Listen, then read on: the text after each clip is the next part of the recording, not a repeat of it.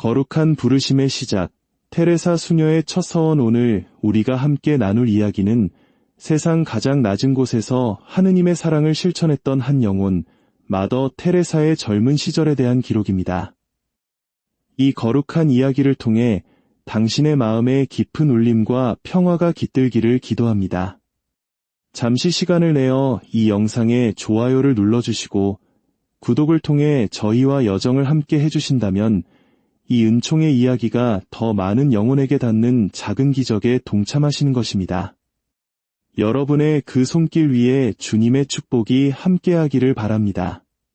1929년 5월 23일 훗날 마더 테레사로 알려지게 될 젊은 수련 수녀는 동료와 함께 캘커타를 떠나 머나먼 다즐링으로 향하는 여정에 올랐습니다.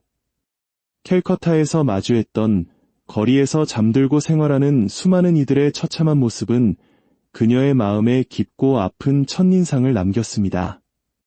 하지만 히말라야 산기슭을 따라 500km를 달리는 기차 창밖으로 펼쳐지는 아름다운 풍경은 그 고통스러운 기억을 잠시나마 잊게 해주었습니다.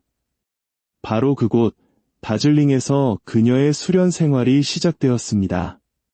그녀는 그해 5월 23일 가족에게 보낸 편지에 이렇게 적었습니다. 저는 잘 지내고 있어요. 제 생애 가장 아름다운 날을 기념하며 이 사진을 보냅니다. 제 모든 삶을 그리스도께 바치기로 서약한 날이지요. 저를 위해 많이 기도해 주세요. 그녀의 이름 앞에는 아기 예수의 작은 테레사라는 수도명이 붙었습니다. 그녀는 또 다른 편지에서 자신의 벅찬 기쁨을 이렇게 표현했습니다. 사랑하는 이들이여, 제가 행복에 젖어 여러분을 잊었다고 생각하지 말아주세요. 하느님의 부르심을 따라 사랑하는 고향을 떠난 지 2달이 지났습니다. 저는 전설의 땅, 인도로 향하는 길 위에서 제 미래의 삶을 더 깊이 알아가고 준비했습니다. 그리고 마침내 간절히 기다리던 그날이 왔습니다. 수련 기간 동안 그녀는 영적 독서에 깊이 몰두했습니다. 성경과 아기 예수의 성녀 데레사, 그리고 수많은 성인들의 전기를 읽으며 영적인 양식을 쌓았습니다. 읽은 내용들을 꼼꼼히 기록하고 자신의 생각과 기도, 심지어 시를 쓰기도 했습니다. 수련 2년 차에는 수도원 주변에 가난하고 병든 이들을 직접 돌볼 기회도 가졌습니다. 그리고 마침내 2년의 수련 기간을 마친 1931년 5월 24일, 그녀는 마리아 막달레나라는 이름을 받은 동료와 함께 첫 서원을 발했습니다. 훗날 그녀는 이렇게 회고했습니다. 그 시절은 제 생애 가장 아름다운 날들이었습니다. 제 영혼의 청춘기였고 주님과 저의 소명을 더 깊이 알고 사랑하게 된 시간이었죠. 저는 제 소명과 수도 공동체, 그리고 새로운 삶 안에서 온전히 행복했습니다. 한 친구에게는 이렇게 고백하기도 했습니다. 제가 예수님의 작은 신부로서 얼마나 행복한지 당신이 안다면 세상에 그 어떤 완벽해 보이는 행복을 누리는 사람도 부럽지 않아요. 저는 사랑하는 신랑을 위해 무언가 고통을 겪을 때조차도 완전한 행복을 누리고 있으니까요. 캘커타의 간호사, 고통 속에서 피어나는 사랑 수련을 마친 테레사 수녀의 첫 소임은 캘커타 근교의 작은 선교 병원에서 간호사로 일하는 것이었습니다. 그곳에서 그녀는 상상조차 할 수 없는 극심한 가난과 비참함, 그리고 버림받은 사람들의 현실을 온몸으로 마주했습니다. 동료 수녀들은 그녀를 알바니아 수녀라 부르며 그녀의 밝은 기쁨과 성실한 일하는 정신을 좋아했습니다. 1931년 11월, 그녀는 한 잡지에 다음과 같은 글을 기고했습니다. 병원 약재실에는 억압받는 군중에게 둘러싸인 구세주의 그림이 걸려 있습니다. 저는 매일 아침 일을 시작하기 전에 그 그림을 바라봅니다. 그 시선 안에 제가 느끼는 모든 것이 담겨 있습니다. 예수님, 당신을 위해, 그리고 영혼들을 위해, 그리고 문을 엽니다.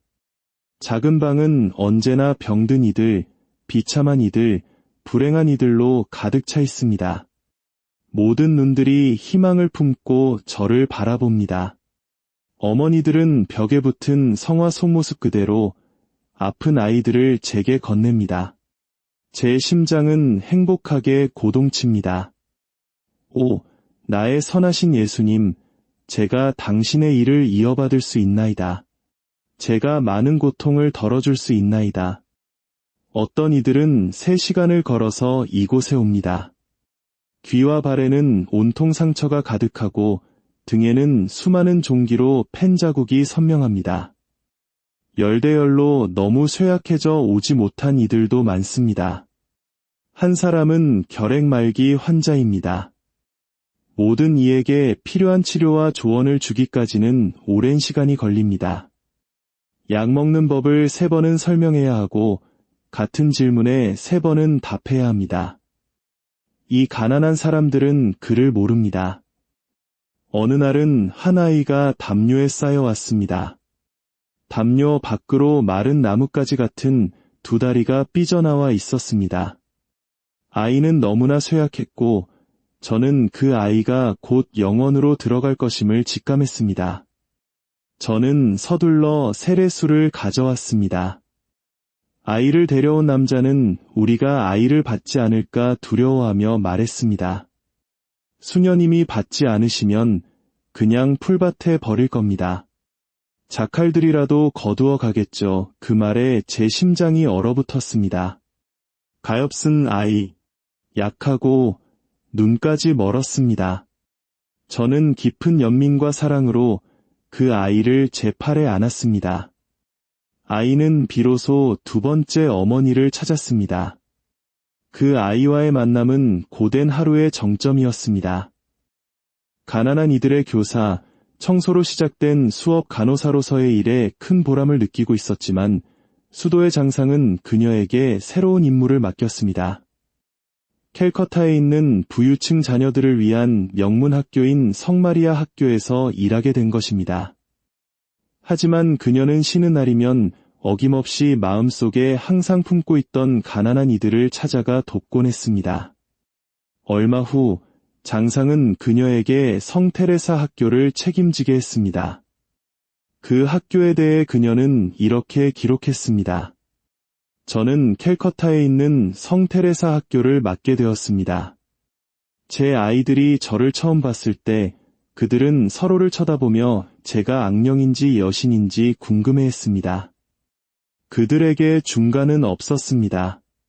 자신들에게 잘해주는 사람은 신처럼 숭배하고 아기를 가진 사람은 악마처럼 두려워하며 그저 존중할 뿐이었죠.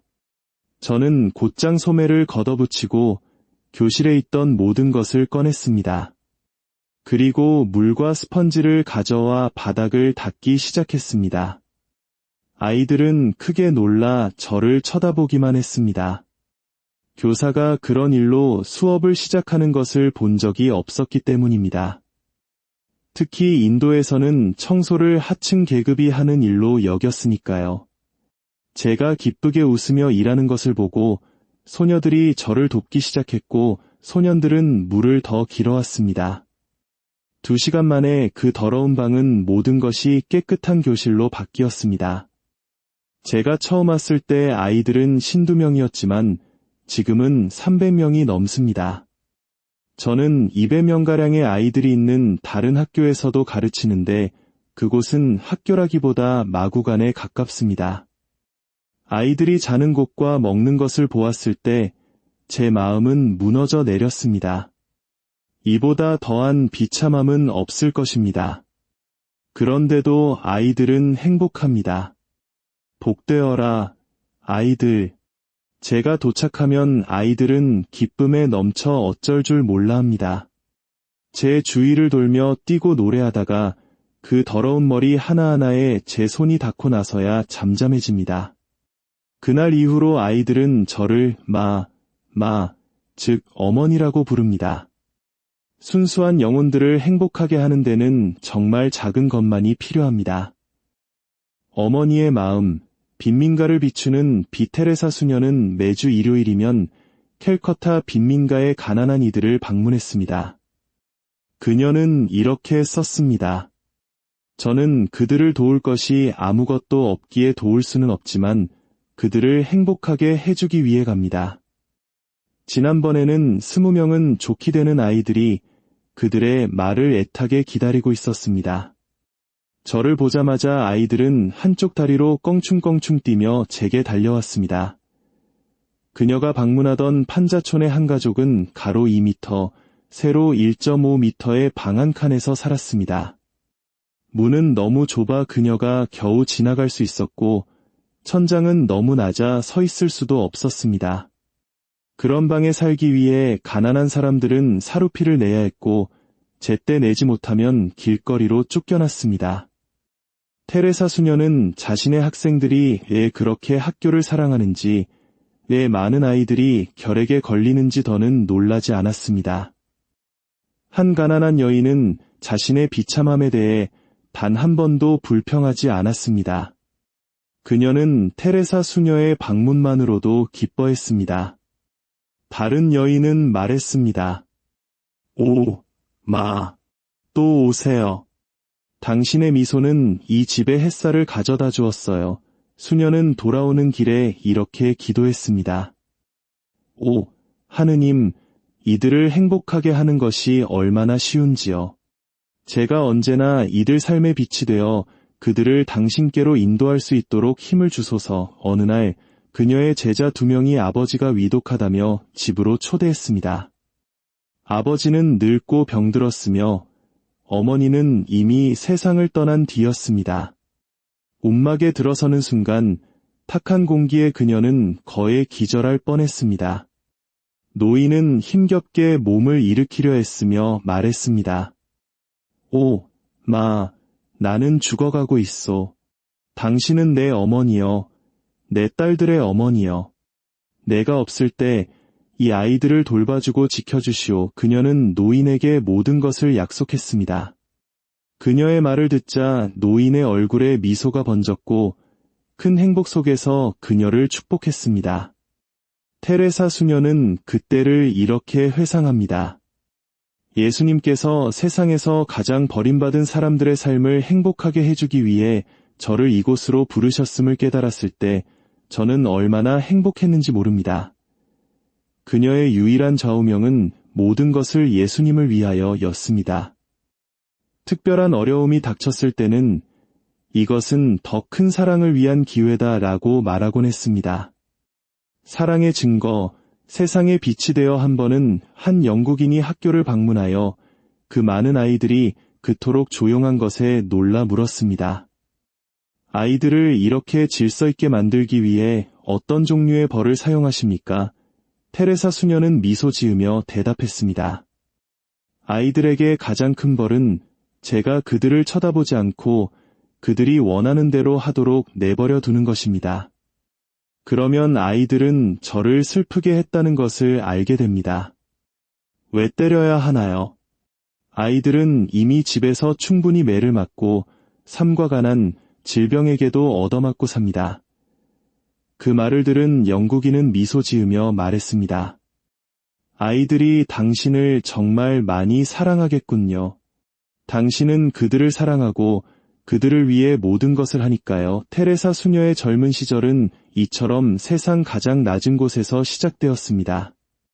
먼지 자욱하고 더러운 빈민가를 걷고 굶주림과 갈증을 견디며 가장 더운 여름에도 선풍기 하나 없는 작은 방에서 딱딱한 매트리스에 의지해 잠들면서도 그녀의 입에서는 오직 모든 것을 예수님을 위하여 라는 기도만이 흘러나왔습니다. 그녀의 삶은 고통이 어떻게 더 큰 사랑을 위한 기회가 될 수 있는지를 보여주는 거룩한 증거였습니다. 그녀의 미소 하나, 부드러운 손길 하나가 절망에 빠진 이들에게는 어둠을 밝히는 햇살이요, 꺼져가던 생명의 온기를 불어넣는 희망이었습니다. 그녀는 진정으로 세상의 빛이었습니다. 오늘 마더 테레사의 이 이야기를 통해 우리 각자의 삶 속에서 어떻게 사랑의 빛이 될 수 있을지 잠시 묵상하는 시간을 갖기를 바랍니다. 여러분의 삶에 주님의 평화와 은총이 가득하기를 기도합니다.